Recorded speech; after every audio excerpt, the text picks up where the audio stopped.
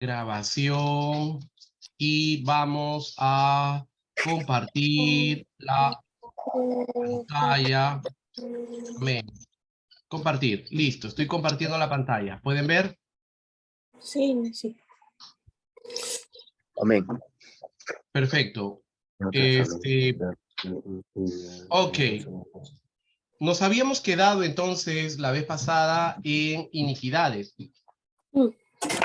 Recordando que lo que nos dice Isaías 53, ¿no? Aquí estábamos estudiando que él fue herido por nuestras iniquidades. Y cómo, quiero que ustedes puedan entenderlo. Jonathan, baja un poco más tu esto porque estamos viendo tu cabello y tu techo. Un poquito, tu carita nada más así bonita que tienes, ¿no? Y bueno, quiero que entiendan una cosa, ¿no? Esto es muy importante. ¿Ya? Porque yo se los digo porque yo no lo entendí hasta mucho después. Lo que hemos estudiado hasta aquí, herido por nuestras transgresiones, y ahora lo que estamos viendo, herido por nuestras iniquidades, y para esto evocábamos a Isaías, el libro de Isaías, ¿no es cierto? Ustedes tienen que entender que este libro de Isaías es un libro muy importante, y este versículo que hemos estudiado es un versículo muy importante, ¿no? Donde estamos viendo los beneficios de la cruz. Acuérdense mucho de esta palabra, los beneficios de la cruz. Y recuerden también estos puntos que los menciona en Isaías.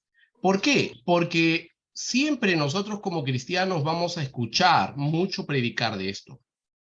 Y vamos también, cuando seamos maestros, a tomar este punto de referencia como parte de la cristología, o sea, como parte del estudio de Cristo, la razón por la que Cristo se inmoló por nosotros, ¿no?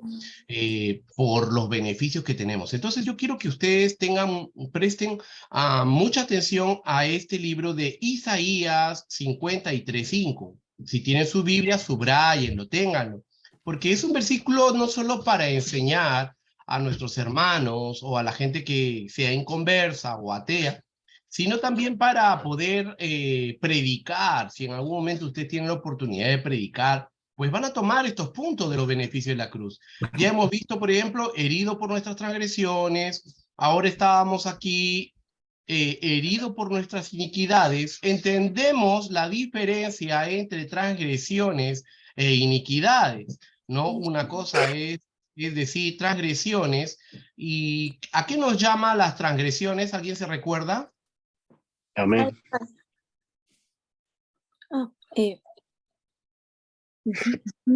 Díganlo, díganlo. Transgresiones. Dos. Yo, dos. Pasarse de la raya, pasarse del límite. ¿Qué significa pasarse de la raya para nosotros cuando hablamos de transgresiones? Pecado. Pasarse de la raya que ya, Claro. ya lo cometió ya exageradamente o doblemente, ya estaba como abusando, ¿no?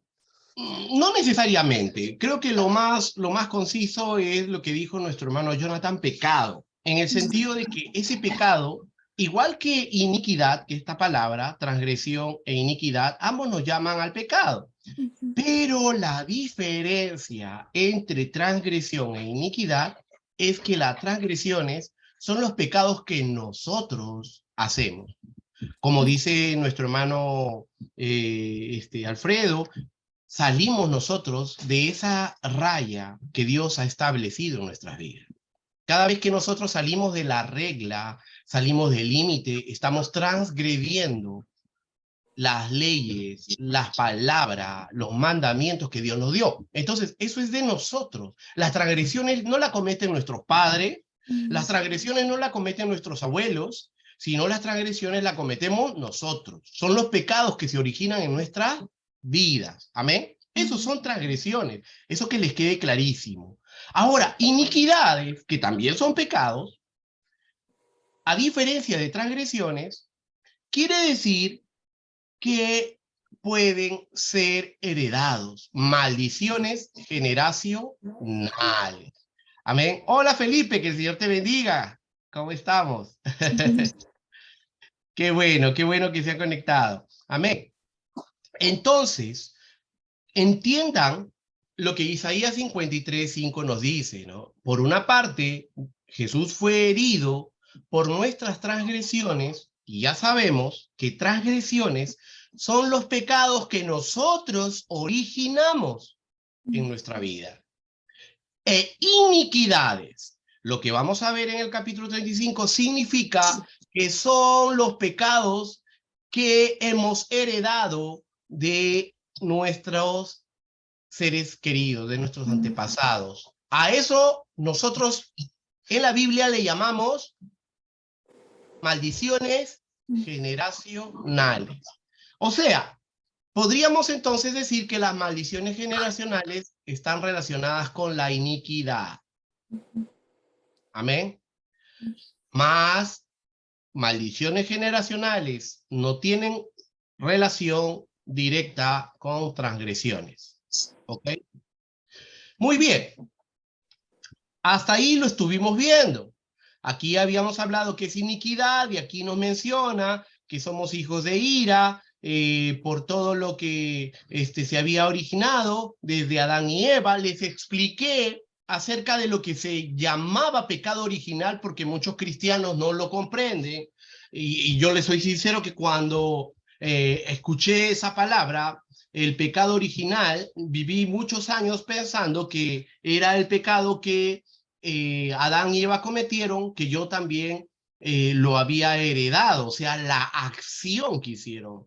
O sea, en otras palabras, ellos comieron del fruto prohibido. Significa, para mí en esos tiempos, significaba que yo también, de alguna manera, había comido de ese fruto.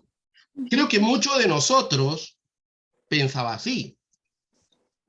Ahora, había una posición que justificaba esto. ¿Cuál era la posición? Que nosotros somos simiente de Adán. Claro, todos venimos de Adán. Por lo tanto, estábamos de alguna manera dentro del ser de Adán, éramos parte del ser de Adán cuando esto se dio. Pero ahora me queda claro que eso no significa pecado original. Y yo quiero que ustedes también entiendan que pecado original no significa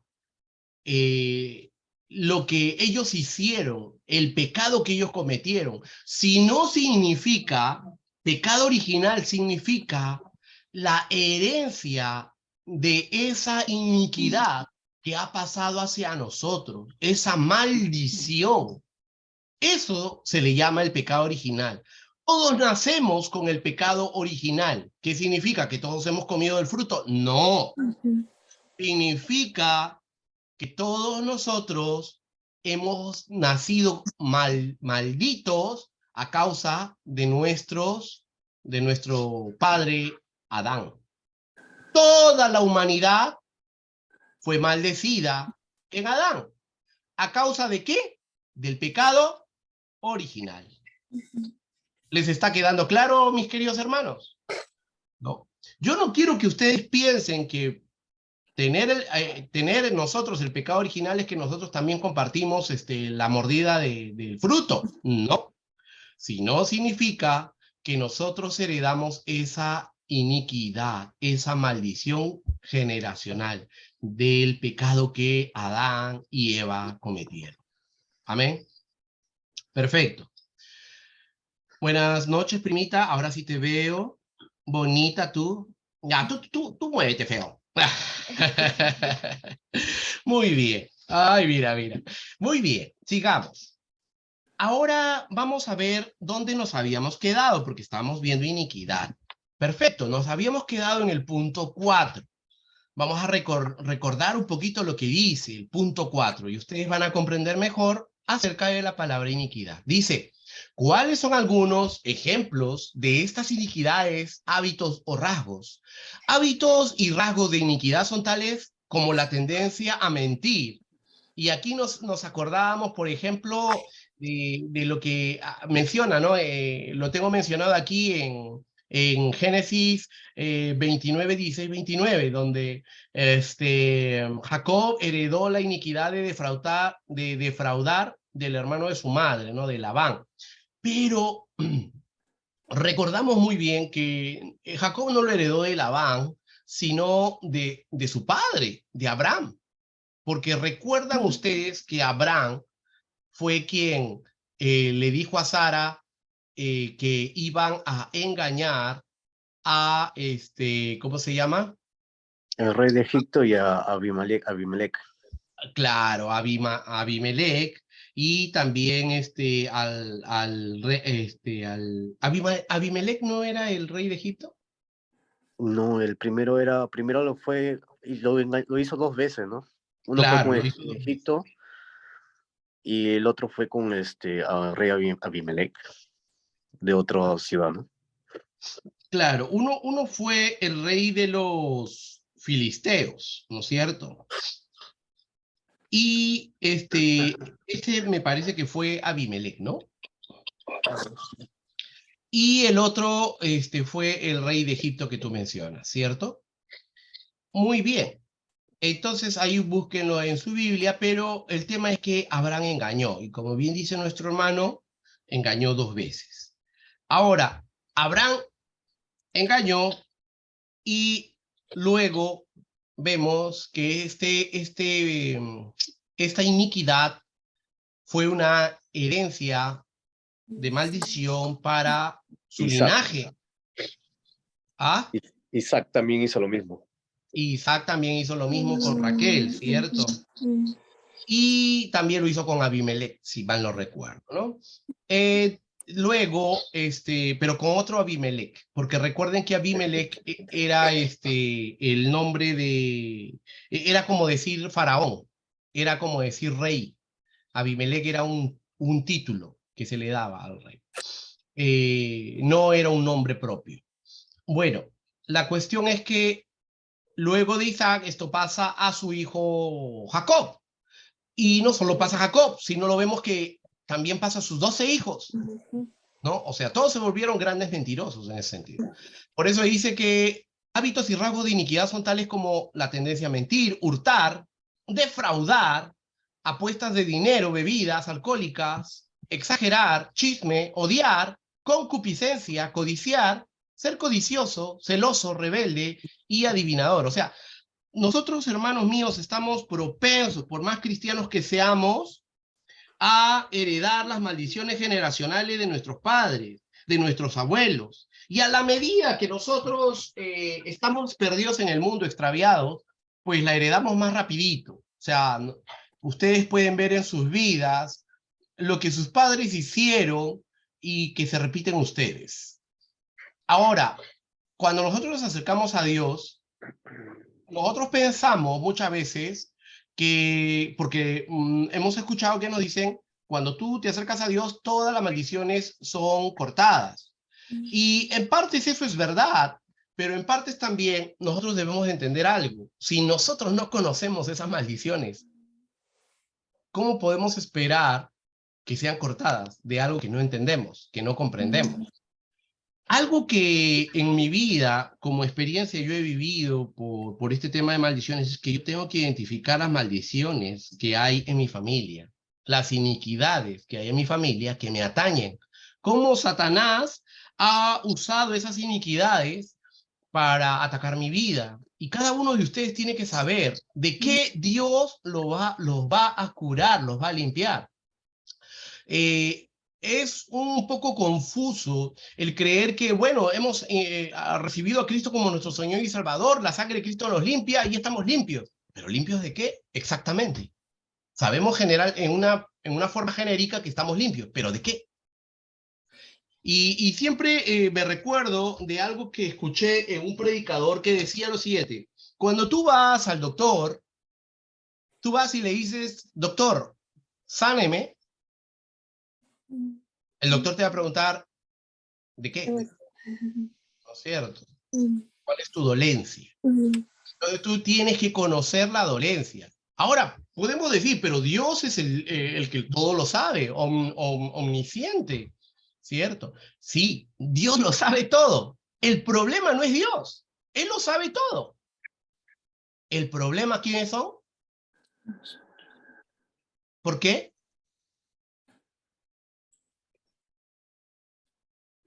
Dijiste bien, nosotros, pero ¿por qué somos el problema? No sabemos. Correcto, porque no sabemos exactamente. ¿Me dejo entender? Muchas de los vicios, mucha de la forma del temperamento con que actuamos ante diferentes cosas, los rencores que podemos crear, mucho de ello son iniquidades, pero no nos damos cuenta porque no las hemos de alguna manera conocido en que son iniquidades de nuestra familia, maldiciones que se han heredado en nuestra familia. Y yo les contaba, en mi caso, por ejemplo, lo que había era estos pecados sexuales que se pasaron de adulterio, pasaron de mi abuelo, que se casó aquí en Japón, con su primera relación, luego se fue a Perú y cayó, se casó con mi abuelita y pues nos heredó la iniquidad de adulterio. Pero también el adulterio nunca va solo, normalmente va acompañado de ¿qué? Del divorcio, ¿no? De la separación y también de la fornicación. Son dos espíritus inmundos que se le unen al espíritu del adulterio. No paran solos. Se podría decir que son tres amiguitos que van juntos, tres demonios que van juntos, ¿no? Porque igual cuando uno es joven y cae en el tema de la fornicación, lo que se espera es que, bueno, se casen y sean felices y coman perdices, pero eso es mentira, porque la experiencia nos ha enseñado de que por más que se casen, pero han vivido en fornicación, luego entonces, ¿qué sucede? Que este espíritu de fornicación se transforma dentro del matrimonio en espíritu de adulterio. Y yo lo he visto. Así que lo que les cuento es real. Amén. Entonces nosotros tenemos que analizar un árbol. Siempre le digo a los hermanos con los que converso esto, tenemos que hacer un árbol de las maldiciones generacionales, de las iniquidades que toda nuestra familia ha tenido para saber de cuál forma Satanás nos va a atacar. Muy importante. Si tú no sabes las dolencias que tú tienes, ¿cómo le puedes pedir a Dios que te sane de aquello? Dios lo sabe, pero tú no lo sabes, entonces tienes que identificarlo. Muy bien, sigamos. 5. Si la iniquidad es el terreno de la procreación del pecado, ¿por qué es necesario ser perdonado por pecados que no he cometido? ¿Cómo escudriña Dios al hombre? Recordemos lo que la Biblia nos dice, ¿no? Que el hijo no pagará por el pecado del padre y viceversa. Entonces, los padres no pecan por los pecados de los hijos, ni los hijos por los pecados de los padres. Pero entonces, ¿qué acontece aquí? Veamos. Dios mira al corazón del hombre y conoce los pensamientos más íntimos y deseos ocultos. Nuestro corazón tiene que ser puro para Dios, pues es el corazón que nos condena. La iniquidad es la cuna del pecado. Es por esto que es necesario ser perdonado por el pecado que no hemos cometido. Entonces, ¿qué quiere decir esto, mis queridos hermanos? Que en nosotros se crea algo propenso para caer en esa iniquidad. Genéticamente podríamos decirle, así como heredamos el temperamento de nuestros padres, ¿no? Así como heredamos los rasgos físicos de nuestros padres, también heredamos esas iniquidades. Y ellas están propensas a la medida que nosotros nos volvemos carnales o vivimos carnales, siendo cristianos. ¿Ok? Si no somos cristianos entregados verdaderamente al camino de Dios, no esperes no caer en esas iniquidades. Vas a caer. Amén. Ahora, Jeremías 17:9 nos dice, engañoso es el corazón más que todas las cosas y perverso. ¿Quién lo conocerá? Hoy, esta semana pasada estuve viendo algo muy interesante que les quiero compartir. Veía un video donde este científico cristiano decía que en el corazón hay 40.000 neuronas sensoriales.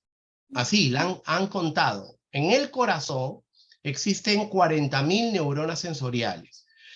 Pero estas neuronas sensoriales, a diferencia de las neuronas que están en el cerebro, estas neuronas sensoriales son independientes. O sea, se podría decir, y decía ahí este científico, que el corazón tiene un mini cerebro, o un microcerebro, como queramos llamarle, pensando en los millones de células, de neuronas sensoriales que hay en el cerebro. Pero en el corazón hay 40.000 nada más. Ahora, los científicos han llegado a ver, decía este científico, que estas neuronas sensoriales sirven para evitar los infartos o preinfartos. Cuando una persona comienza a tener los primeros infartos, las neuronas sensoriales que están en el corazón y que dirigen el corazón, es como el pequeño cerebrito del corazón, por así decirlo, son las encargadas de tomar la decisión, estén conectadas con el cerebro o no estén conectadas con el cerebro, de evitar que el corazón sufra.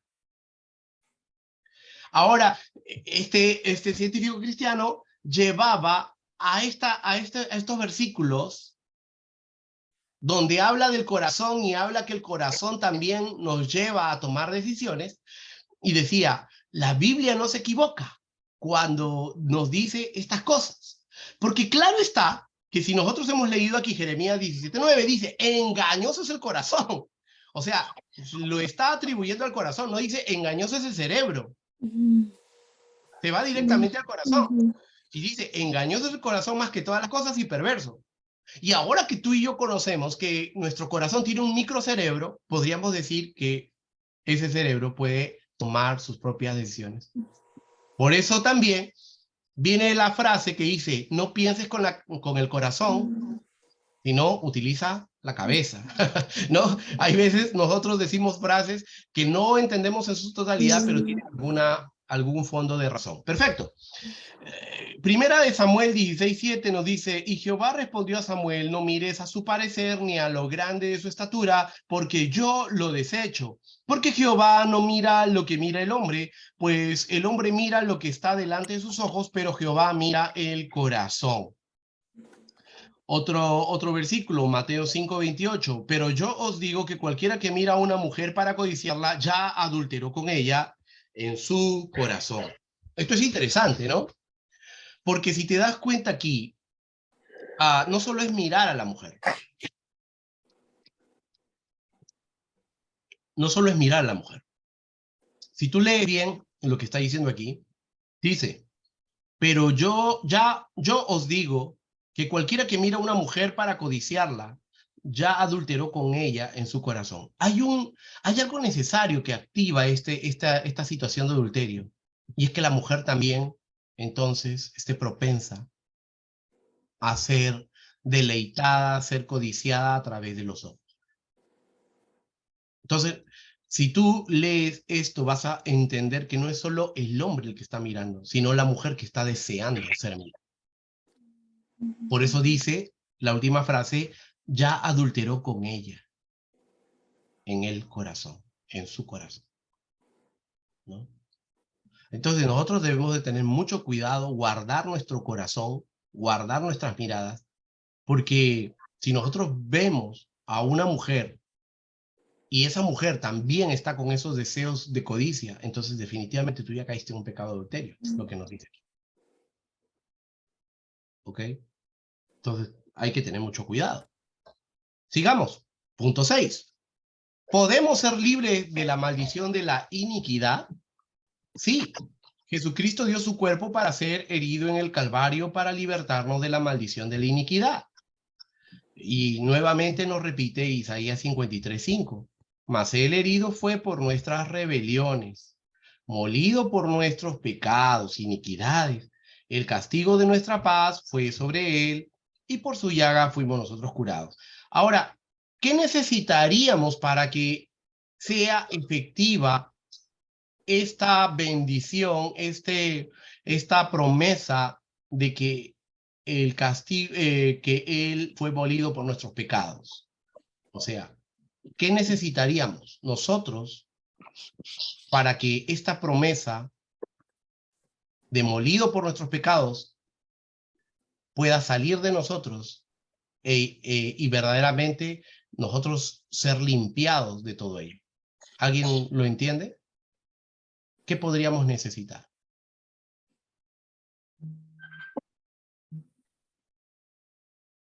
¿Alguien? ¿Alguna idea? Estoy arrepentido, pastor. Bueno, podría ser estar arrepentido. ¿Otra idea? Aceptarlo a Jesús. ¿Cuál? Aceptarlo. Aceptar a Cristo por fe. No, estamos hablando de cristianos, ¿no es cierto? De nosotros. O sea, imaginemos nosotros. ¿Alguna idea, Ceci? Por nuestras rebeliones, por nuestros pecados. No, señor. ¿Alguna idea, Jonathan?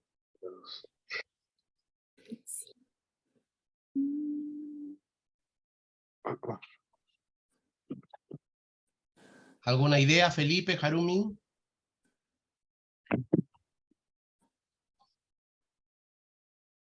Ahí está. Susei, sóplamela. Susei, sóplamela. Y no sé qué le dice. ¿Susei no sabe, Jonathan? Estamos pensando. Muy bien, muy bien. Ya se los dije hace un momento, que esa es lo más importante para poder ser sanados.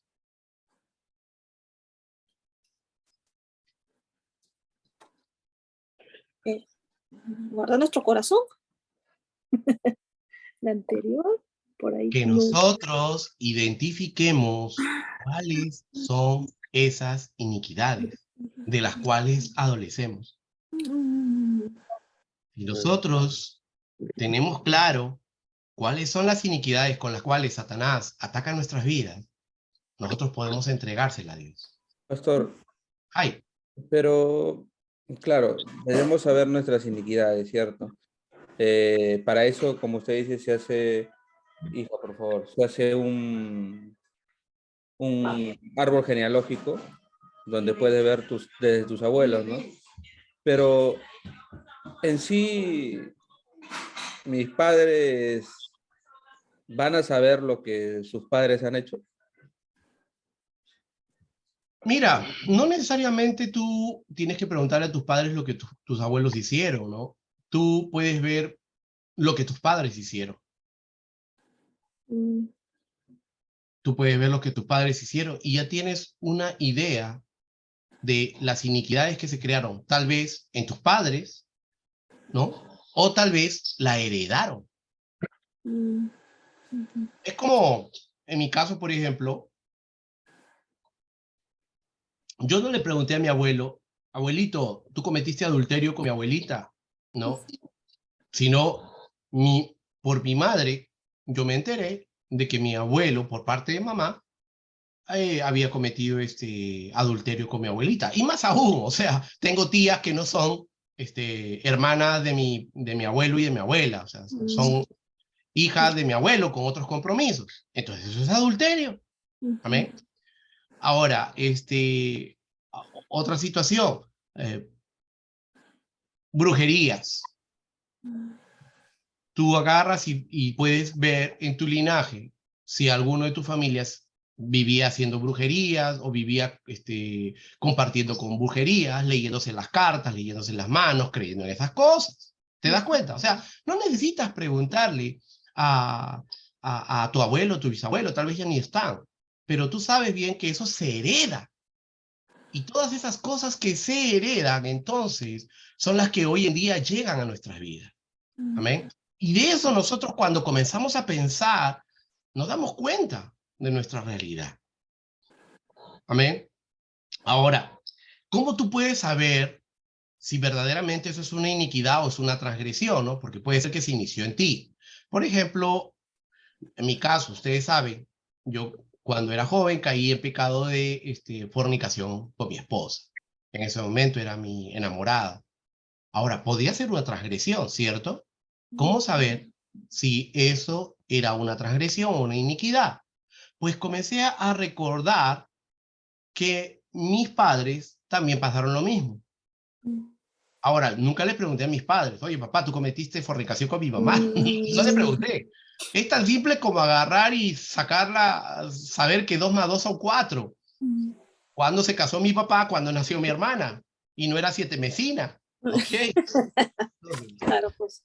Esas situaciones. Ahora, tú puedes decir, oye, ya, entonces es una casualidad de que tu padre pasó lo mismo y que tu mamá pasó lo mismo, pero tú ahora lo ves en la familia, los hermanos de tu papá, ves tus hermanos, ¿ok? Y nosotros, que ya no estamos tan jóvenes, no solo podemos verlo en nuestros hermanos o en los tíos, sino podemos verlo en la siguiente generación, nuestros sobrinos. Y tú te vas a dar cuenta que hay una trazabilidad de esa iniquidad que salta de generación en generación. Yo lo he podido observar en mi familia. Todos aquellos que ya sean cristianos, pero no están atentos a estas situaciones, pues el enemigo se aprovecha. El enemigo le dice, oye, eres cristiano, pero ¿sabes qué? Tú tienes esta iniquidad, voy a atacarte por aquí. No, ¿te das cuenta? Si no, eso ya está en nosotros, el poder darnos cuenta, ¿no? Es una gran oportunidad que nosotros tenemos de verdaderamente ser libres, de muchas cosas. Pero si nosotros no nos preocupamos por eso, no vamos a entender por qué caemos siempre en el mismo problema, por qué muchas veces somos así.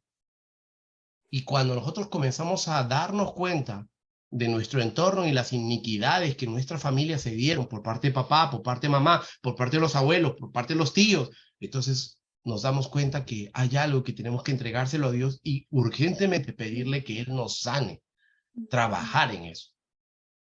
Mi caso ha sido ese. Me di cuenta que mis hermanos estaban heredando eso. Esa iniquidad pasó a mi generación. Yo la viví, pero no quiero que la vivan mis hijos. Entonces, ¿cuál es mi prioridad? Venir a los pies de Cristo y decir, Señor, sáname de esto. Cúbreme de esto, y no solo a mí, sino a mis hijos. Amén. Eso es importante. No sé si te queda claro.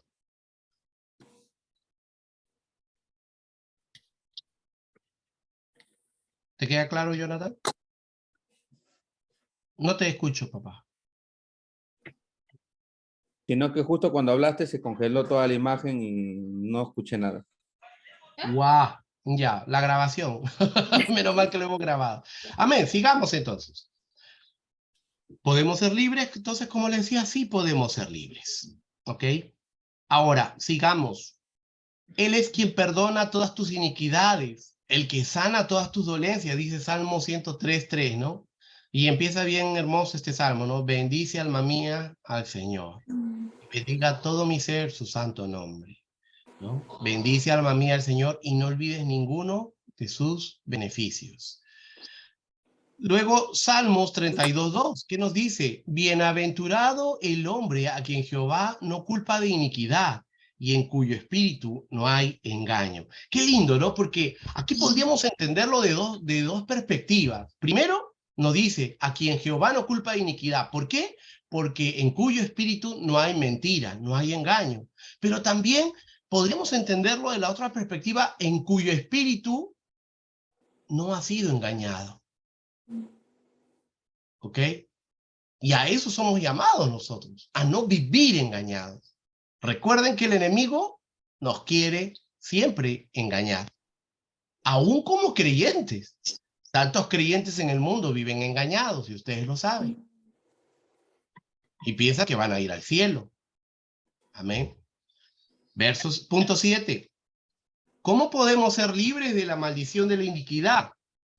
Acá dice un punto muy interesante, confesando sinceramente nuestras injusticias a Jesucristo y apropiándonos de la obra redentora, lo que Él hizo por nosotros en la cruz del Calvario.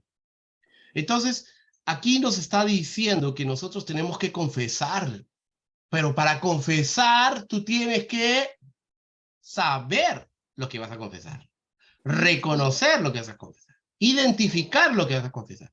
Si tú confiesas algo que no lo sabes, entonces no vas a hacer, no va a ser una buena confesión, ¿no? Zacarías 13:1. Zacarías 13:1 que nos dice, en aquel tiempo habrá un manantial abierto para la casa de David y para los habitantes de Jerusalén, para la purificación del pecado y de la inmundicia. ¿Quién es ese manantial? Cristo. Muy bien, Cristo, claro. O sea, aquí podemos ver que este es un versículo mesiánico, un versículo profético. Ezequiel 18:30. ¿Qué nos dice Ezequiel 18:30? Por tanto, yo juzgaré a cada uno según sus caminos, oh casa de Israel, dice Jehová el Señor, conveníos y apartaos de todas vuestras transgresiones, y no os será la iniquidad causa de ruina. Mira lo que dice, ¿no? Habla de transgresiones y ruinas. Primero transgresiones, porque ellos lo están originando, pero después dice, y no os será la iniquidad, o sea, la herencia que ustedes dejen, las maldiciones generacionales que ustedes dejen, causa de su ruina. Y lo vemos en el pueblo de Israel, eso sucedió. El pueblo de Israel cometió transgresiones y la heredaron a sus hijos. Entonces, ¿qué le heredaron? Iniquidades. Y por causa de esas iniquidades se volvieron a los ídolos, se volvieron idólatras, ¿no? Rechazaron a Jesús y fueron finalmente desaparecidos como nación. Amén. Punto 8. ¿Qué seguridad puedo tener de que mi iniquidad será quitada? La liberación de la iniquidad es parte de la redención que Jesucristo compró por nosotros en el Calvario. O sea, redención es que nos redimió, que nos limpió. Y eso Jesucristo lo compró por nosotros, ¿dónde? En la cruz, en el Calvario. La palabra de Dios declara que Jesucristo nos ha redimido de toda iniquidad. O sea, la palabra de Dios nos dice que Cristo nos ha redimido de toda iniquidad. Por lo tanto, debemos apropiarnos, aceptar de este beneficio de la cruz por la fe. Miren, qué interesante. Dios en la cruz entregó su vida para redimirnos. ¿Qué quiere decir eso? Que si nosotros vamos a la cruz, vamos a ver que allí también estamos redimidos de toda iniquidad. Pero ¿qué tenemos que hacer?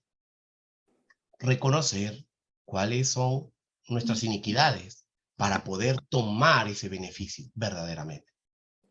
Si yo no reconozco, y estoy siendo bastante repetitivo en ese sentido para que ustedes lo entiendan, si yo no reconozco mis iniquidades, ¿cómo puedo apropiarme de ese beneficio en ese punto? Amén. Ahora, ¿qué más nos dice? Tito 2:14. Quien se dio a sí mismo por nosotros para redimirnos de toda iniquidad y purificar para sí un pueblo propio, celoso de buenas obras. O sea, Jesucristo se dio para redimirnos de toda iniquidad. Isaías 53:11. Verá el fruto de la aflicción de su alma y quedará satisfecho. Por su conocimiento justificará a mi siervo justo a muchos y llevará las iniquidades de ellos. Un versículo escatológico, ¿no? Profético, ¿okay? De lo que Jesús ya cumplió. Claro, este versículo escatológico ya está cumplido en Cristo. Punto 9. Al ser liberado de mis iniquidades, ¿esta vendrá sobre mis hijos? Antes que les responda eso, viene a mi mente algo que les quería decir hace un momento. Hay una historia, creo que a algunos se lo he contado. Una joven estaba en la universidad, una universidad cristiana, y va al capellán de la universidad, que era un pastor, y le dice, pastor, yo quiero confesarme de mis pecados, de mis faltas. Y a esto el pastor le dice, hija, lo único que tú tienes que hacer, que nos dice la palabra, es que ores, ¿no? Que vayas, te presentes con Dios y en una oración de comunión e intimidad tú puedas entregarle tus faltas. A lo que ella le dice, pastor, lo he hecho, le dice. Y lo he hecho muchas veces. ¿Cuántas veces has orado y has orado específicamente por esas faltas? Como 7, le dice. Y entonces agarra el pastor y le dice, ¿y qué ha pasado cuando has orado? Y ella le dice, no he sentido que he cambiado. No he sentido que he cambiado. Y ahí estaba el problema, le dice el pastor. Ahí está el problema. ¿Por qué? Porque tú estás esperando sentir. Y el tema para un cristiano, cuando redime en Cristo sus culpas, no es que tú tengas que sentir algo, sino es por fe. Es por fe. Entonces, algo que ustedes tienen que entender, mis queridos hermanos, es que cuando aún nosotros presentamos nuestras faltas delante de Dios, no quiere decir que cuando yo esté orando ahí el cielo va a temblar o va a haber una lucecita como en Hollywood, ¡tarán!, ¿no? La luz ahí que, o comienza de nuevo a aparecer la aureola, ¿no? Nada de eso. Es por fe, mis queridos. Ni siquiera algunas personas quieren sentir el fuego, ¿no? En su interior, que el Espíritu Santo regresa, ¿no? Y te comienza a quemar. Y si no hay el Espíritu Santo, entonces no estoy sintiendo nada. Hermanos, la verdadera obra que Dios hace en nosotros es por fe, no por emoción, no por lo que tú sientas. Y eso viene por dos temas, ¿no? Primero, porque si tú cometes una falta y tú le pides a Dios que te limpie, entonces no tienes que esperar sentir más nada que tener fe. La fe es lo más importante que necesitamos para Amén. cualquier momento. Amén. Amén. Eso es importante. Sigamos. Al ser liberado de mis iniquidades, ¿estas vendrán sobre mis hijos? No. ¡Wow! Al ser liberado de mis iniquidades, ¿estas vendrán sobre mis hijos? No. Recuerda, cuando Dios perdona nuestras iniquidades, Él los echa a lo profundo del mar y no los recuerda nunca más. Y aquí hay una observación, ¿no? Respecto a lo que dice. O sea, mientras mis hijos estén bajo mi cobertura, bajo mi cuidado, ellos están cubiertos. Si yo verdaderamente sé dónde estoy parado. Pero si yo no sé dónde estoy parado, ellos están en peligro. Ahora, cuando mis hijos adquieren su mayoría de edad y se vuelven independientes para tomar sus propias decisiones, ya no están bajo mi cobertura. Ellos toman sus propias decisiones y su comunión con Dios ya no viene por mí, ya no es a través de mí, es directa. Porque el único intermediario entre Dios y el hombre es Jesucristo, no nosotros, aún como padres. Lo único que nosotros podemos hacer es cubrirlos y darles esa cobertura espiritual hasta que ellos estén bajo nuestra dependencia. Pero una vez que ellos... Ahora, no quiere decir que estamos hablando de edad cronológica, ¿no? No quiere decir, ya cumple 18 años, quiere decir que entonces tus hijos ya no están bajo tu techo, ¿no? O otro pensará, entonces mi hijo que tenga 30 años y va a seguir bajo mi techo. Tampoco es eso, ¿no es cierto? Sino está hablando de la parte donde los hijos comienzan a tomar sus propias decisiones, ya sea que vivan en tu techo, ya sea que tengan 17, 14, 20 años. No todos tienen esa misma madurez para tomar sus propias decisiones a la edad que tienen. Y entonces allí ellos ya no dependen de nuestra cobertura espiritual, es su comunión directa con Dios. Yo podría atreverme a decir que la comunión directa con Dios para cada uno de nuestros hijos empieza cuando ellos dan su paso de fe. Cuando ellos entienden que Cristo es su Señor y su Salvador y lo reciben a Cristo, entonces ellos ya no están dependiendo. Mamá, voy a recibir a Cristo, papá, voy a recibir a Cristo, me voy a bautizar. No, eso no sería. Estaríamos viendo ahí un hijo que todavía depende de sus padres, ¿cierto? Pero cuando el hijo dice, me voy a bautizar, y luego dice, papá, he tomado la decisión de bautizarme, mamá, he tomado la decisión de bautizarme, quiere decir que ese hijo está tomando sus propias decisiones. A partir de ese momento, entonces, las iniquidades de nuestros antepasados, el enemigo las va a querer usar para acechar su vida. ¿Por qué?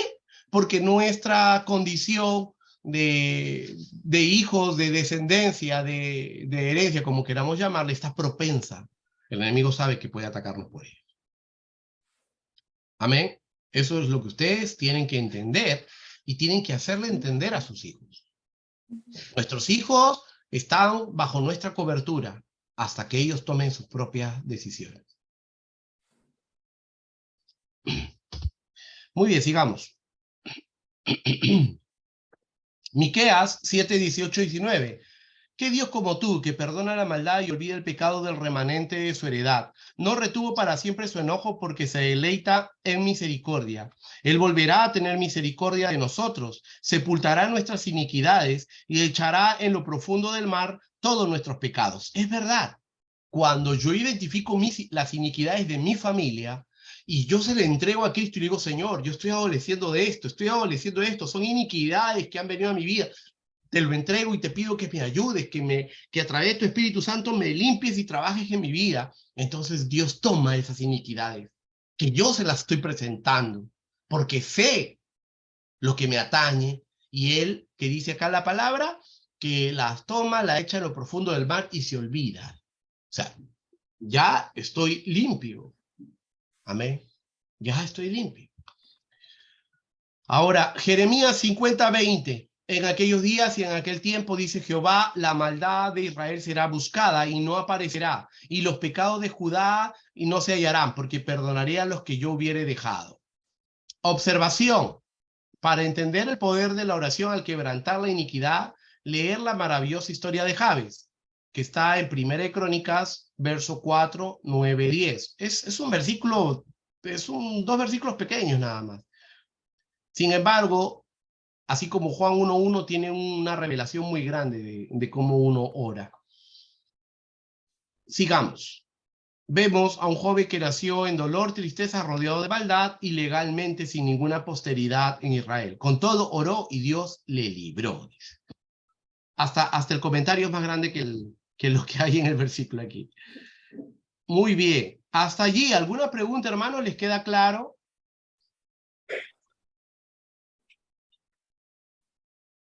Muy bien. Sigamos antes que se duerman. Capítulo 36.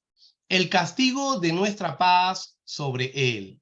¿Por qué fue castigado Jesús por nuestra paz? Él tomó nuestro castigo para que nosotros tengamos paz para con Dios. Colosenses 1:20, ¿qué nos dice?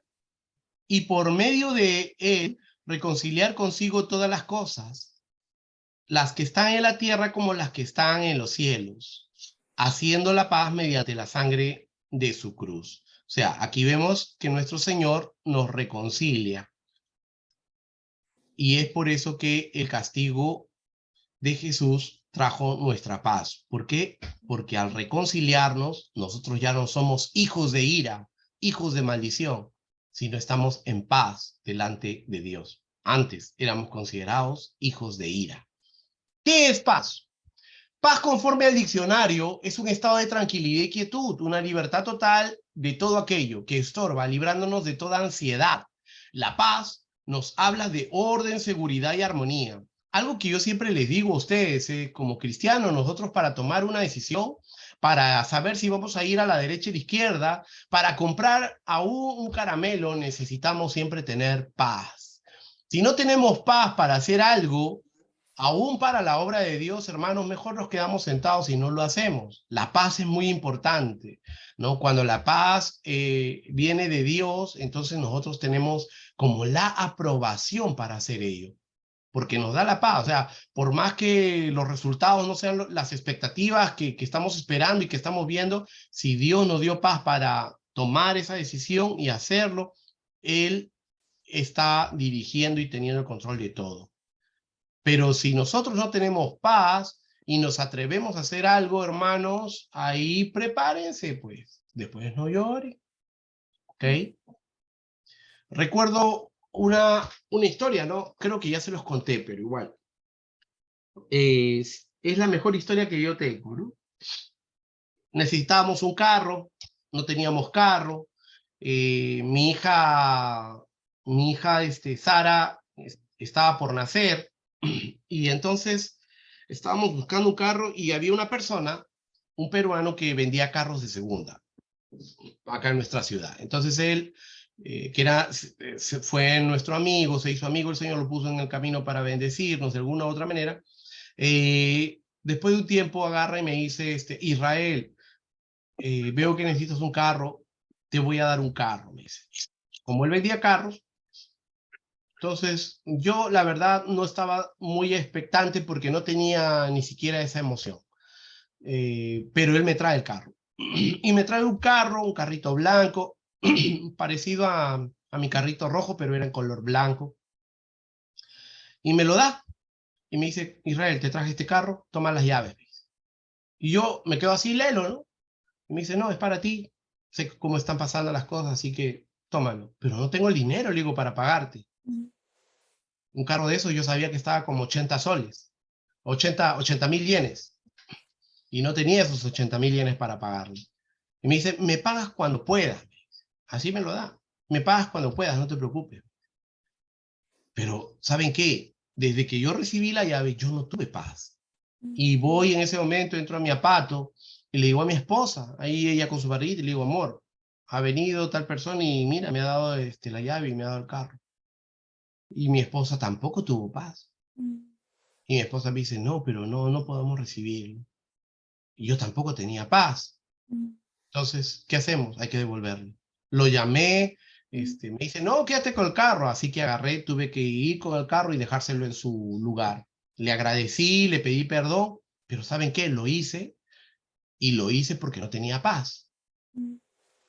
Pero hay un trasfondo de esto. ¿Qué pasaba? Que luego él se había enfermado, y cuando él se enfermó, como él era ilegal en Japón, lo que él tenía su negocio de carros y todo estaba a nombre de su esposa, que sí, ella era descendiente legal, pero él era ilegal, sin embargo, él era el atamaí. Y entonces no tenía para el joquén, su joquén no tenía porque era ilegal.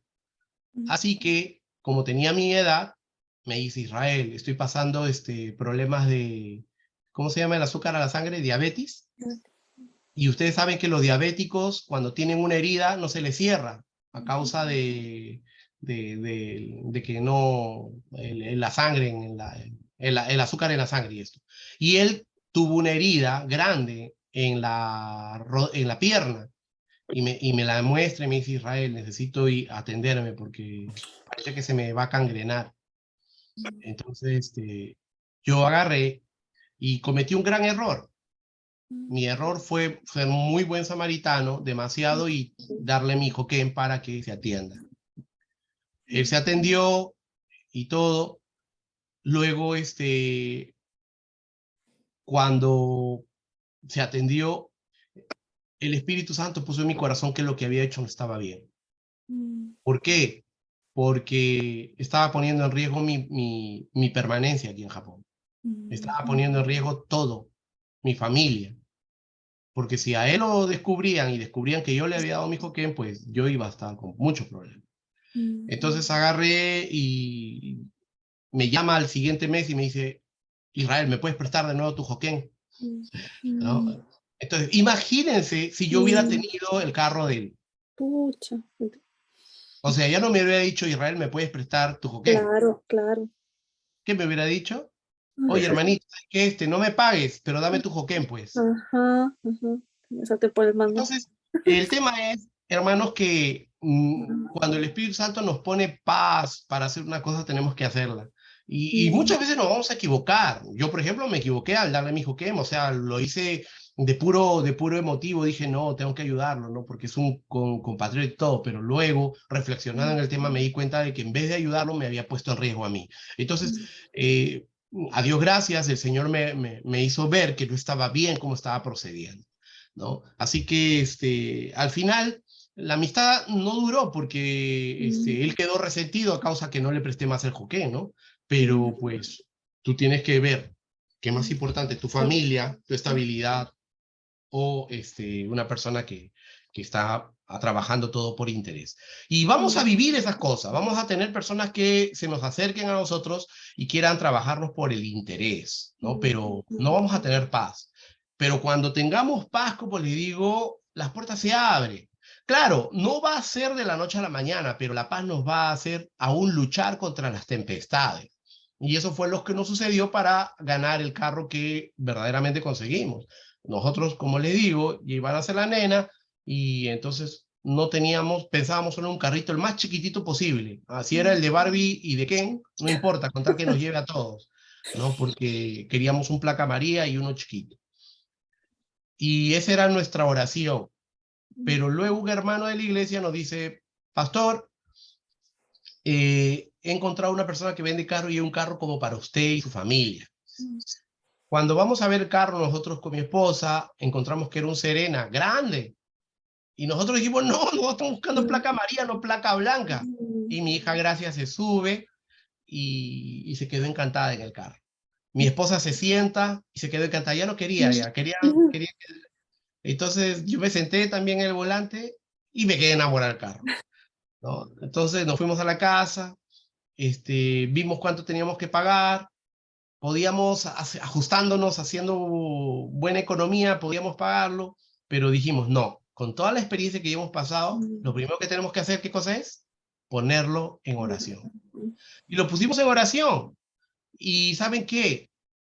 Si nosotros hubiéramos sido impacientes, pensando que orando 15 minutos o 10 minutos y terminar la oración, ya un ángel bajaba y decía, sí, cómpralo. O sea, no era.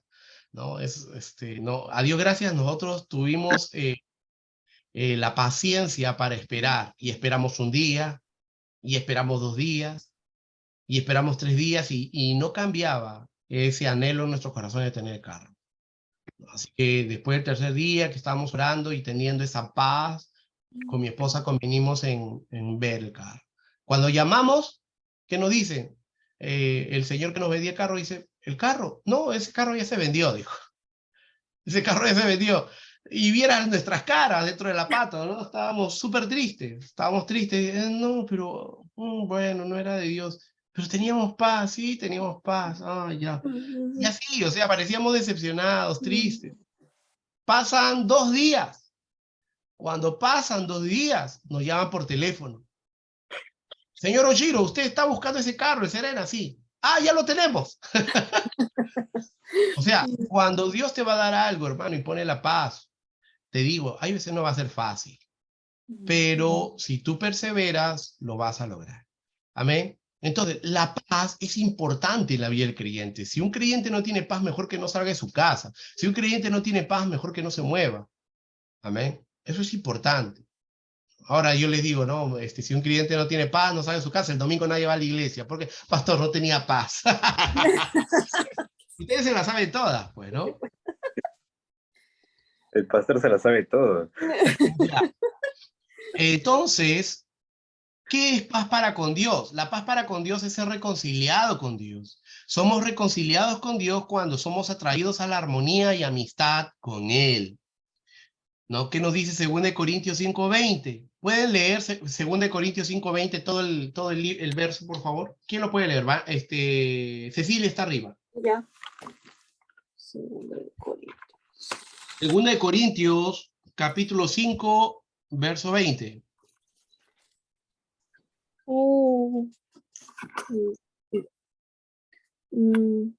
Ya. Así que somos embajadores en nombre de Cristo, como si Dios rogase por medio de nosotros. Os rogamos en nombre de Cristo, reconciliados con Dios. Amén. ¿No? Así que somos embajadores en nombre de Cristo, como si Dios rogase por medio de nosotros. Os rogamos en nombre de Cristo, reconciliados con Dios. Y este párrafo es parte de lo que nosotros hemos leído acerca del ministerio de la reconciliación, ¿se acuerdan? ¿No? O sea, aquí nos dice reconciliados con Cristo acerca del ministerio de la reconciliación. Entonces, parte de la paz que nosotros tenemos es que nos lleva a ser reconciliados con Dios, ¿no? Reconciliados con Dios. Aquí nos dice regocijados con Dios, pero si estamos leyendo aquí, pues ¿qué nos dice? Sí. Reconciliados con Dios. ¿No? O sea, muy bien. Aquí estaba errado. Sigamos, 2 Corintios 5:18. 2 Corintios 5:18. Y todo esto proviene de Dios, quien nos reconcilió consigo mismo por Cristo y nos dio el ministerio de la reconciliación. ¿De quién viene el ministerio de la reconciliación que nosotros como cristianos tenemos? Para predicarle a otro y para buscar que otros sean evangelizados a través de nosotros. ¿De quién viene? De Dios. De Dios. Porque dice aquí, ¿y todo esto proviene de quién? De Dios. ¿Ok? Ahora, aún la obra de Jesucristo, ¿de quién proviene? De Dios. Porque dice, quien nos reconcilió consigo mismo por Cristo. O sea, Dios quería reconciliarnos. Ese es el amor de Dios. Y Dios quiere reconciliarnos y envía a Jesucristo. Amén. Ahora, y nos dio el ministerio de la reconciliación. Ese es el ministerio que ahora tenemos tú y yo para poder evangelizar a los hermanos. ¿Cómo puedo obtener la paz para con Dios? La paz para con Dios solo puede ser experimentada cuando venimos al Padre por medio de su Hijo Jesucristo. Quien es el único mediador entre Dios y el hombre. Recuerden, no hay otro mediador, ni la Virgen María, ni los angelitos, ni nadie, ni el pastor, nadie. Su Hijo Jesucristo es el único mediador entre Dios y el hombre, recibiendo perdón por nuestros pecados. Esa es la manera como somos reconciliados, cuando recibimos el perdón por nuestros pecados.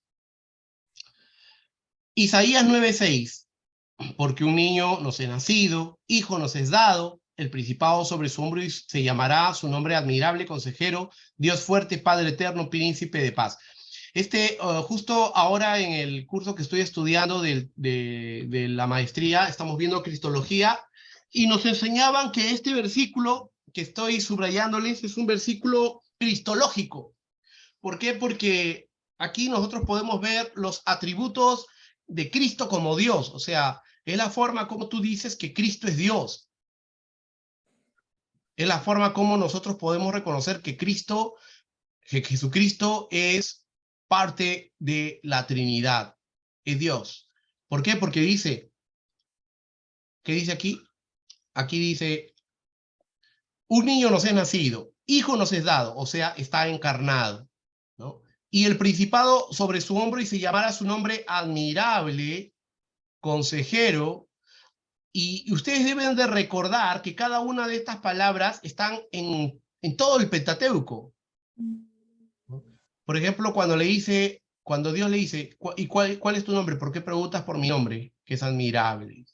Consejero, Dios fuerte, o sea, aquí más directo no puede estar. Dios fuerte, entonces por eso sabemos que Jesucristo es Dios. Dios fuerte, Padre eterno, otro atributo que Jesucristo tiene. Atributo divino, ¿cuál es? Que Él es eterno. ¿Se dan cuenta? ¿No? Y príncipe de paz. Entonces, este es un versículo cristológico, definitivamente. Y define los atributos de Cristo en la eternidad, como Dios. Romanos 5:1. Justificados pues por la fe, tenemos paz para con Dios por medio de nuestro Señor Jesucristo. ¿No? Entonces, por medio de Jesucristo es que nosotros tenemos paz para con Dios. No hay otra manera. No hay otra manera. Por medio de Cristo es donde nosotros tenemos paz para con Dios. Si usted, por ejemplo, va a la iglesia y no tiene paz, es que tiene que tener a Jesucristo en su vida. Podemos ir a la iglesia, pero no tenemos paz, es porque no está Jesucristo en nuestras vidas. Amén. ¿Cómo afecta a mi vida esta paz? Esta paz afecta a mi vida espiritualmente. Tenemos una paz interior que no puede venir de otro medio. No es la paz del mundo. No es la paz del mundo. Es la paz que solo puede venir por el Espíritu Santo. ¿Por qué puede venir solo por el Espíritu Santo? ¿Quién me dice por qué? Porque Él mora en nosotros. Ya. Porque Él es Algo el más consolador. conciso. Porque Él es el consolador. Porque Él es el consolador. Ya. Algo más conciso.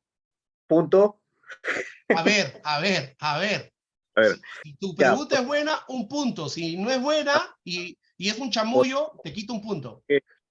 es porque el Espíritu Santo es el que está con nosotros ahora.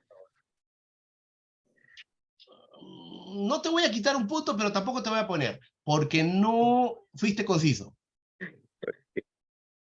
¿Nada? ¿Nada, mis queridos? ¿Cuál fue la pregunta? Ya me has olvidado hasta de la pregunta. Esto le pasa por estar durmiendo, pues. Ya.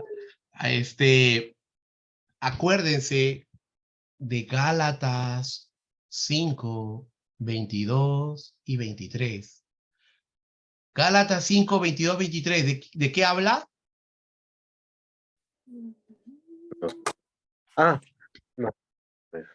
No sé. En versículos. El fruto del Espíritu. Correcto, pues. ¿Cómo? Si yo siempre le digo hasta cansarme, Gálatas capítulo 5, versos 22 y 23, siempre le digo hasta cansarme. Hasta cansarme le digo, acuérdense de eso porque ese es el carácter del cristiano. ¿Les digo o no les digo? Le voy a meter electricidad cuando les diga eso para que siempre se acuerden. Dice, mas el fruto del Espíritu es amor, gozo, ¿qué más dice? Paz. Paz, es lo que estamos hablando aquí, papás, ¿no? Por eso tenemos una paz interior que no puede venir de otro medio, solo viene del Espíritu Santo. Y para que venga del Espíritu Santo tiene que ser un fruto que está en nosotros. ¿Vieron? ¿No? Filipenses. No, esto no es Filipenses, es Filemón 4:7. A ver, vamos a ver.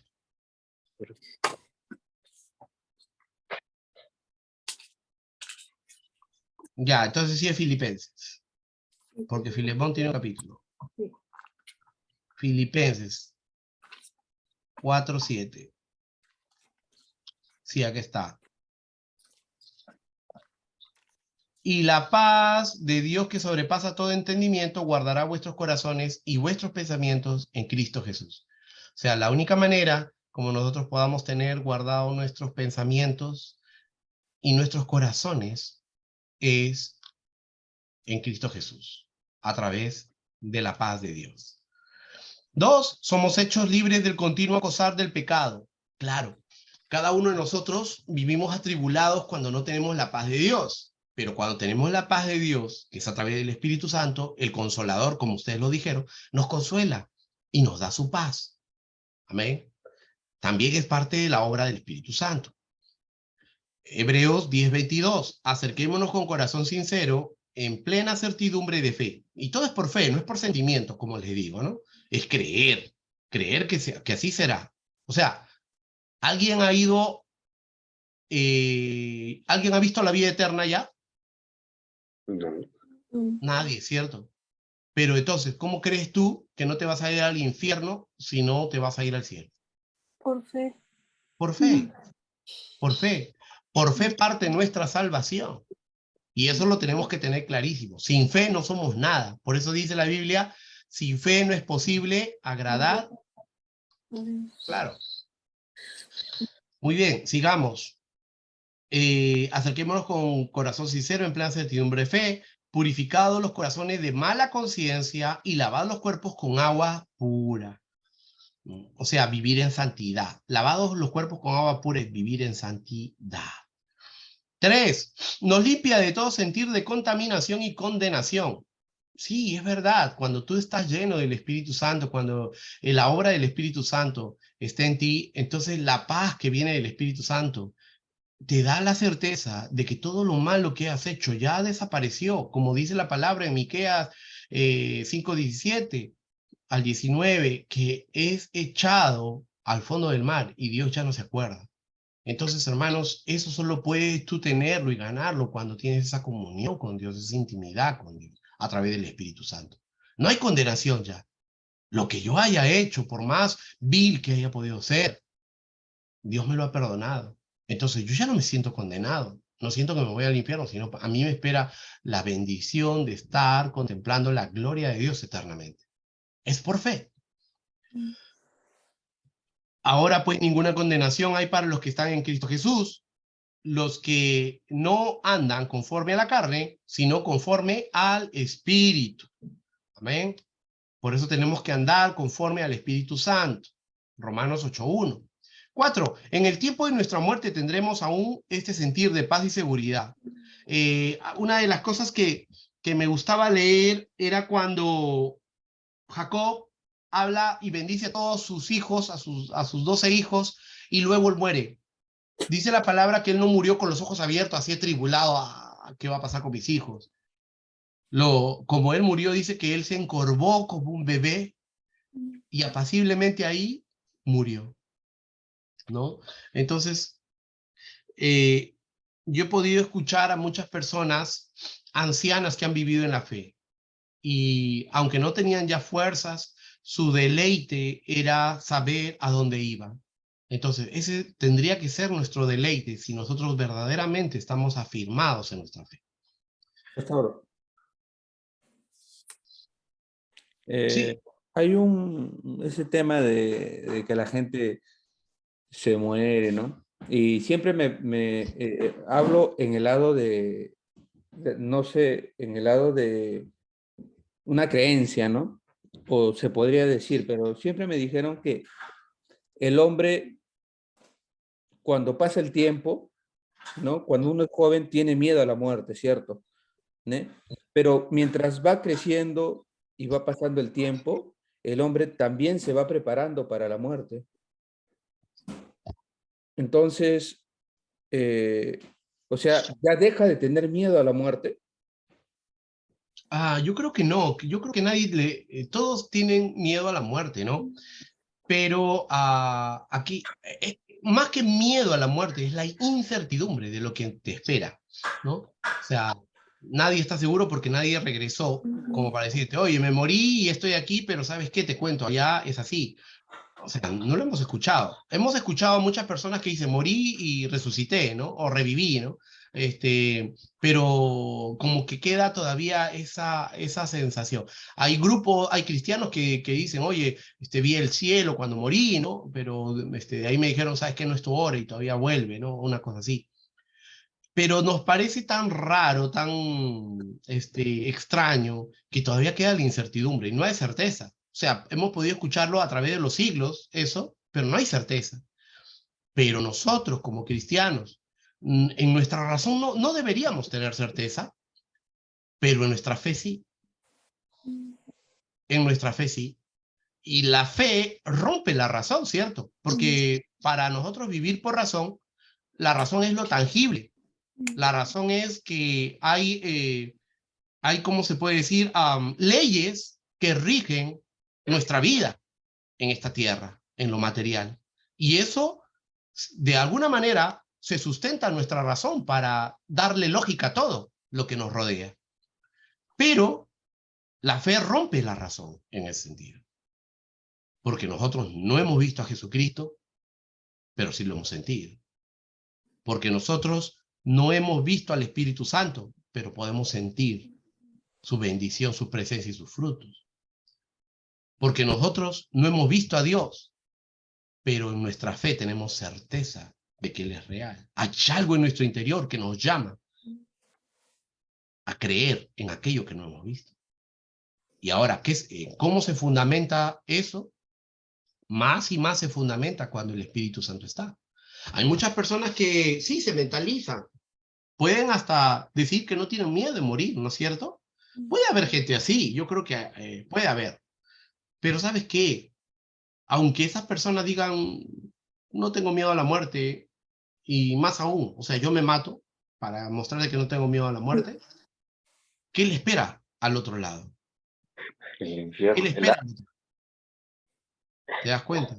Nosotros sabemos que si estas personas se quitan la vida o no tienen miedo a la muerte, igual que nosotros, les espera el juicio eterno.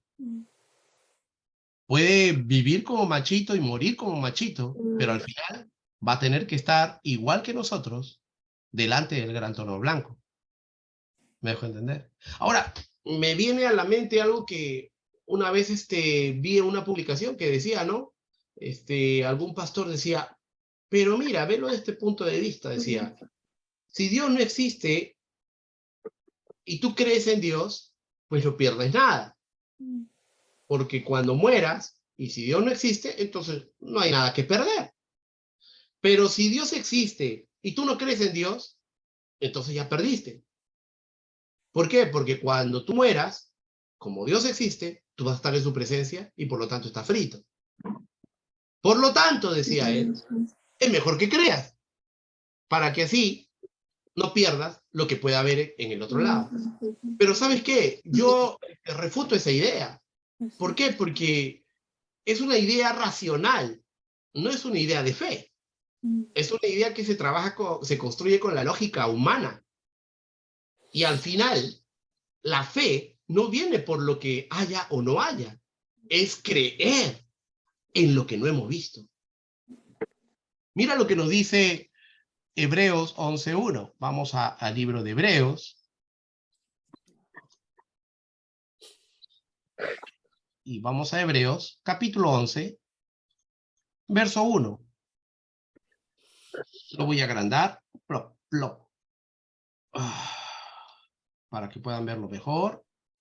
Ahí lo veo mejor, creo. Ya. Hebreos 11:1 nos dice lo siguiente.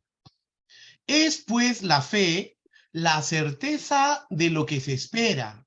Una cosa, certeza de lo que esperas y la convicción de lo que no se ve. Dos cosas que definen a nuestra fe como hijos de Dios. Tener certeza de lo que esperamos. ¿Qué significa tener certeza? Estar seguros de lo que esperamos. Pero también nos dice la segunda parte, la convicción de lo que no se ve. ¿Qué quiere decir? Estar convencidos de algo que no vemos. Eso es fe. Cuando este pastor propone, hace esta proposición lógica de que si está, si no está, que si crees y si no crees, está llevándolo a la razón, pero no está tomando el precepto de la fe como Dios espera que haya en nosotros, sus verdaderos hijos. Porque nosotros como hijos de Dios tenemos que creer, tener certeza, estar ciertos, seguros en lo que vamos a recibir, en lo que estamos esperando. Cada uno de nosotros tiene que estar seguros de su salvación, de la eternidad, de que cuando nos encontremos delante del gran trono blanco, ahí está nuestro Señor Jesucristo como juez, que era abogado y ahora es juez, y Él nos va a decir, pasa, pasa Israel, porque tú creíste, y no creíste solamente porque tenías miedo de que existiera o no, y por allí, porque recuerda lo que dice mi palabra, me va a decir en ese momento. Yo no miro lo que el hombre dice, sino yo veo el corazón. Y en tu corazón había certeza. Cuando tú me recibiste, cuando tú trabajaste para mi obra, no lo hacías porque si hay Jesucristo, bueno, tendré algo que perder. No, tú lo hacías por amor, no por temor. Convicción de lo que no se ve, estar convencido en algo que no has visto, hermano. Eso es lo que rompe el esquema de los cristianos y por eso nos tachan de fanáticos y de locos. Porque nosotros estamos convencidos en lo que no hemos visto. Y lo contrario a nosotros serían los agnósticos o los ateos. ¿Ok? Entonces, por eso yo refuto esa propuesta de los pastores cuando te puedan decir, oye, cree en Jesucristo porque así no tienes nada que perder. No, hermanos, eso no va de acuerdo a lo que Hebreos 11:1 nos enseña. Tú tienes que tener fe porque tú esperas con certeza, estás seguro de lo que vas a recibir. Y estás convencido aunque no lo hayas visto. Esa es nuestra fe, hermano. Eso es fe. Amén. Perfecto. Sigamos. En el tiempo de nuestra muerte tendremos aún este sentir de paz y seguridad, aunque en valle de sombra de muerte, aunque ande en valle de sombra y de muerte, no temeré mal alguno, porque tú estarás conmigo, tu vara y tu callado me infundirán aliento. Algo parecido a lo que tú mencionas, ¿no, Jonathan? ¿Cómo será nosotros cuando estemos allí viejitos, ¿no?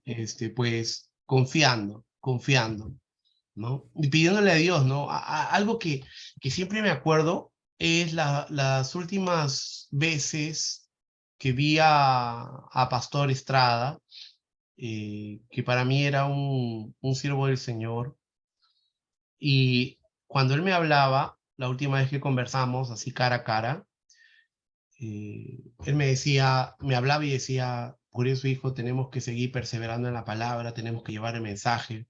Ayúdanos, Señor, decía. Él terminaba toda su frase diciendo, ayúdanos, Señor. Una frase bien bonita para mí en ese momento, porque yo lo escuchaba hablar, lo había conocido desde los 4 años, y ya estaba viejito con sus 80 y tantos. No voy a olvidar nunca cuando me llamaron por WhatsApp, el pastor Charlie de Catedral de Fe de Lima me llama porque está en Estados Unidos, ya el pastor Estrada no se movía, no podía hablar, estaba solamente mirando el techo, tenía muy pocas reacciones, Y entonces me dice, Israel, te he conectado con Pastor porque quiero que te despidas, ya él está partiendo a la presencia del Señor. Y entonces ahí le digo, Pastor, gracias, le digo, gracias porque escuchamos el llamado del Señor y usted fue un instrumento muy importante para nuestras vidas. Gracias porque mucho de lo que usted nos ha enseñado, hoy lo estamos aplicando aquí en Japón. Y solo podemos decir que a donde usted va, Pastor, es donde nosotros algún día iremos y hoy estamos predicando. Cuando le dije esas últimas palabras, ustedes tal vez no me crean, pero el pastor, de lo catatónico que estaba, de lo que estaba mirando así, ya viejito, él agarró y levantó su mano. Y el pastor Charlie me dice, mira, reaccionó, me dice, mira, reaccionó. Lo único que hizo el pastor así mirando, levantó su mano. Me quedo con esa escena, que fue la última de la despedida, ¿no? En la noche de ese día murió. Pero más que murió, partió a la presencia de lo que él había predicado toda su vida, ¿no? Entonces, mis queridos, por eso dice, ¿no? Salmo 23:4, aunque ande valle de sombra de muerte, no temeré mal alguno. Y de allí, dice punto 5, tendremos el hermoso sentir de fortaleza y seguridad en tiempos difíciles y angustiosos y mantendremos nuestra mente en plena calma cuando andamos en la paz del Señor. Porque no nos ha dado Dios espíritu de cobardía, sino de poder, de amor y de dominio propio. Este verso es muy bueno, recuérdenlo, subráyenlo, háganlo suyo, guárdenlo en su corazón, porque no nos ha dado Dios espíritu de cobardía, que quiere decir temor, sino de poder, de amor y de dominio propio. Esto posiblemente también podríamos aplicarlo a nuestros últimos momentos en la tierra, ¿no? Recordando que Dios no nos ha dado espíritu de cobardía, sino de poder, de amor y dominio propio. Vamos a quien nos creó, vamos a donde, a la fuente de nuestra vida, ¿no? B, socialmente, al tener paz para con Dios, Él hará que nuestros enemigos estén en paz con nosotros. Cuando los caminos del hombre son agradables a Jehová, aún sus enemigos hace estar en paz con él. Oye, qué gran verdad este proverbio 16:7, porque cuando llegué a trabajar allí a la línea donde estoy, había un brasilero que era veterano, y como yo llegué con mi bochi rojo, me trataba un poco con desprecio, ¿no? Los latinos somos así, ¿no? Entre unos y otros nos despreciamos, ¿no? Hasta peruanos entre nosotros nos despreciamos. Y entonces él me miraba así de lejos, ¿no? Me veía rojo y yo pues trataba de ser amigo de todos, pero bueno, hay gente que todavía no te digiere, solo te mastica, pero no te pasa. Bueno, así era yo. Pero hoy en día es diferente. Hoy en día nos tratamos bien. Hoy, por ejemplo, me estaba hablando, se daba risadas conmigo, hay veces me hablaba y hablamos diferentes temas. Entonces, alguien que puede parecer tu enemigo, hasta tú lo puedes tachar de enemigo, pero si tú estás con esa paz de Dios en tu corazón, en algún momento las puertas se abren. Uno solo tiene que ser perseverante. Yo puedo recordar las primeras veces que conversábamos. Siempre era darnos la contra, ¿no? Yo decía algo y pues me refutaba, pero uno sigue perseverando, uno sigue teniendo paciencia, no se exalta y Dios hace la obra, o sea, es parte de lo que ganamos en lo social. 2, llegamos a ser pacificadores con el poder de reconciliar, traer de nuevo a nuestra generación a Dios. Claro que sí, ¿no? O sea, no buscamos confrontar aunque nos confronten, aunque nos ataquen. Si estamos en la obra del Señor, pues nosotros buscamos ser mediadores. Y eso es a lo que somos llamados, porque somos parte del ministerio de la reconciliación. Imagínate que seamos del ministerio de la reconciliación, que queremos predicar las vidas a Cristo y de repente nos dicen algo, nos ofenden, nos insultan y nos rayamos, nos olvidamos que somos reconciliadores y le sacamos la chochoca, ¿no? Ahí nos quitamos la camisa, ¿qué te has creído tú? Ven para acá, miércoles, jueves, viernes, ¿no? Entonces, ¿qué reconciliadores somos? ¿Qué testimonio damos? ¿Cierto? ¿No? Entonces, por eso dice, llegamos a ser pacificadores, aún en medio de la violencia, aún en medio del abuso. Una vez me pasó algo con otro compañero de trabajo. A él lo nombraron Shahin y entonces como todos tenemos que hacer soy al final del trabajo, él agarró y ya no hacía soy, ¿no? Y como no hacía soy, entonces yo lo veía, me incomodaba, claro está, lo soporté como una semana y media, más ya después no pude, y entonces le pedí a Dios que me dé sabiduría cómo decirle, ¿no? Tampoco iba a decirle, oye, miércoles, ¿qué te pasa? Jueves, ¿no? Viernes, ¿no? Entonces agarré y le dije, mira, tú puedes ser Shain, pero el soy es de todos, ¿no? Y me dijo, me dijo, se molestó cuando le dije eso, y entonces me dijo, te lo dices porque a ti no te gusta hacer soy, y ya te vi, ya tú eres un vago para hacer soy. Sí, le digo, no me gusta, la verdad que no me gusta, pero lo tengo que hacer y te pido que por favor me ayudes, ¿no? No lo hagas todos los días, le digo, pero al menos ayúdame algún día. Y estaba enojado, ¿no? Enojado porque le había dicho, ahora, yo no lo había encarado, no lo había ofendido, no lo había insultado, porque pensaba en que somos reconciliadores. A paz nos llamó el Señor. Sin embargo, la gente igual se va a exaltar cuando tú le dices sus verdades. No, no necesariamente todos están a decir, amén, pastor, lo tomo, palabra del Señor. No, no va a decir eso, ¿no? O sea, va a decir, oye, ¿sabes qué? No me siento bien, no me digas nada más, ¿no? Y luego el Espíritu Santo trabaja en las personas, claro está. Pero en ese momento se fastidia. Y entonces, al día siguiente, él, cuando yo empecé a hacer soyi, él también agarró sus trapos, ¡pum!, los tiró al suelo y comenzó a hacer soyi, ¿no? Yo no necesité decirle nada, solo un gracias, gracias, no, gracias, gracias. Y gracias de corazón, se lo dije, no, no siquiera un gracias sarcástico, no, oye, gracias, no, así no, nada, gracias de corazón.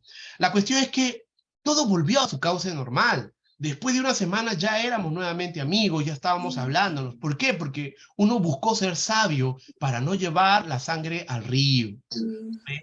Ahora, esto yo no lo puedo hacer si no tuviera la comunión con el Señor, si no pidiera al Señor antes de decir una palabra de mi boca, pedirle a Dios que a través de su Espíritu Santo me dé sabiduría. Porque la primera palabra que va a salir mía va a ser ofensiva, va a ser una palabra gruesa, peor si soy tosco, ¿no? Entonces, nosotros tenemos que ser sabios, somos parte del Ministerio de la Reconciliación. Justo lo estaba invitando para que el aniversario de la iglesia pueda estar con nosotros, ¿no? Y le decía, el 26 de marzo, ¿qué vas a hacer? Le decía. Ahora somos amigos. Y me dice, ¿por qué? No, te cumplimos 12 años y quiero invitarte a ti, a tu esposa, a tu familia que puedan ir. Ya me hice, ¿no? Entonces estoy esperando las invitaciones, nomás que mi hermano Jonathan me las haga bonitas, ¿no? Claro, después que comas, claro está, ¿no? Entonces, cuando tenga las invitaciones, pues vamos a comenzar a enviar las invitaciones. Pero existe la posibilidad de que podamos seguir evangelizando y reconciliando a Dios a las personas si es que nosotros tenemos la paz para poder tratar, manejar las situaciones, aunque sean difíciles o contrarias a lo que nosotros pensamos. Y por último, nos dice Mateo 5:9, bienaventurados los pacificadores porque ellos serán llamados hijos de Dios. Yo quiero ser hijo de Dios, hermanos. Hay veces no me sale tan bien, hay veces no soy tan buen pacificador, hay veces quiero pacificar por aquí y causo un incendio por allá. Soy imperfecto, pero Dios en su gracia me comprende, me ayuda y me perfecciona. A eso debemos llegar a ser, ¿no? El punto 6 lo vamos a dejar para la próxima semana porque ya llegó nuestra horita. Amén, hermanos. Muy bien, ¿hasta ahí alguna pregunta? ¿Les ha quedado claro el tema que estamos tratando? Muy bien. Jonathan, ¿te quedó clarito el tema que estamos tratando? Amén, qué bueno. Ceci, no, Ceci sí, porque Ceci cada vez que yo hablo dice, sí, ella siempre. Y por último, Felipito y Harumi, gracias por también. Boa noite, pastor. Buenas noches, Felipe. ¿Dio para Igualmente. entender? Hã? Eu peguei ¿Dio umas para partes entender? sim, umas partes não, porque eu estava cuidando do Liam, aí tava meio difícil para escutar. Mas, O, mas eu o, peguei. Eu queria perguntar sobre a parte da iniquidade, da parte do fruto, né? sí, Que o pastor estava mencionando. Essa parte aí, quando a gente vê quando Adão e Eva comem fruto, eles entregam, tipo assim, o mundo inteiro à mão do diabo? Ou o que o pastor sabe sobre isso? Ok, tú me dices que cuando Adán y Eva caen en el pecado, en la rebeldía, entonces a partir de ese momento el mundo se vuelve maldito. ¿A eso te refieres? Sim, Claro, el mundo se vuelve maldito, ¿no? A partir de ese momento, porque recuerda que Dios maldijo, ¿no? La tierra, inclusive en el sentido de que el hombre ya no iba a recoger los frutos de la tierra fácilmente, ¿no? uhum. Eh, pero recordemos algo. Hay un tema aquí. Satanás rodea el mundo, rodea la tierra, Sim, ¿no? em Jó, né? Satanás tiene poder sobre la tierra, ¿ok? Uhum. Pero Satanás no es dueño de la tierra. El Sim. dueño de toda la creación, ¿quién es? Dios. Uhum. Ahora, cuando se le dice a Satanás, se le dice el príncipe de las tinieblas, el príncipe de la oscuridad, pero no se le dice el príncipe de la tierra. ¿Ok? Uhum. Entonces nosotros debemos entender algo. Satanás no es el dueño de la tierra. ¿Ok? Él tiene poder sobre la tierra por el poder del pecado. Pero no significa que él tiene el poder de la tierra porque de él sea dueño de la tierra o porque se le ha dado a la tierra como heredad. Nada que ver. ¿Ok? A quien se le ha dado la potestad en los cielos y en la tierra es ¿a quién? Jesucristo. ¿A quién? Jesucristo. Claro, porque Jesucristo dijo, toda potestad se me es dada en el cielo y en la tierra. Amén. Entonces, si ustedes se dan cuenta de esto, esto quiere decir que muchas veces nos explican mal o nos enseñan mal. Porque nosotros hemos muchas veces crecido pensando de que Satanás tiene el reino, la tierra es el reino de Satanás. Y eso no es así. Él tiene poder y ese poder se lo ha ganado a causa del pecado que hay en la tierra. Pero quien es dueño de la tierra y quien es rey sobre la tierra y sobre el cielo, eso es Jesucristo. Amén. Amém. Claro, busquemos la Biblia, versículos que nos digan que Satanás es dueño de la tierra o que tiene reina sobre la tierra y no lo vamos a encontrar. Más sí vamos a encontrar que a quien se le ha dado la potestad en el cielo y en la tierra es Jesucristo. Y Jesucristo mismo lo dijo. Amén. Ujú. Estoy viendo a Alma. God bless you, Alma. Muy bien. ¿Alguna otra pregunta, mis queridos hermanitos? ¿No? ¿Dayobu? Muy bien. Entonces, si no hay más preguntas, vamos a orar para ser despedidos. Si tienen alguna pregunta, el día domingo después del culto, me cuadran ahí a la salida. ¿Okay? La única que no va a poder es Cecilia porque está allá lejos. Muy bien. Vamos a orar para ser despedidos. Bendito Padre, gracias Señor por tu amor y tu misericordia. Sí, Señor. Te agradecemos Señor por este tiempo que tú nos has dado, Señor mío, de poder, Padre amado, estar junto a mis hermanos compartiendo tu santa palabra, Señor, y aprendiendo más de ella, Padre. Tu Espíritu Santo, Señor, con certeza nos guía, nos revela tu palabra, Padre mío, y nos lleva a descubrir, Señor, esos eslabones que muchas veces están perdidos en nuestro entendimiento de tu palabra. Mas, Padre, te pedimos, Señor, que sigas trabajando en nosotros, no solo, Señor, en este estudio, sino después, Padre mío, que tu palabra siga fluyendo en nosotros y tu conocimiento siga aferrándonos, Señor, a nuestra fe en Cristo Jesús. Eso es lo que te pedimos. Bendice a cada uno de mis hermanitos, a sus familias, guárdalos y cuídalos. En el nombre del Padre, del Hijo y del Espíritu Santo, y todos decimos, amén. Amén. Que el Señor me los bendiga, amados. Cuídense Señor, mucho. descanso. Chao. Chao, Boa chao. noite. Felipe, chao, pastor. Bye bye. Chao.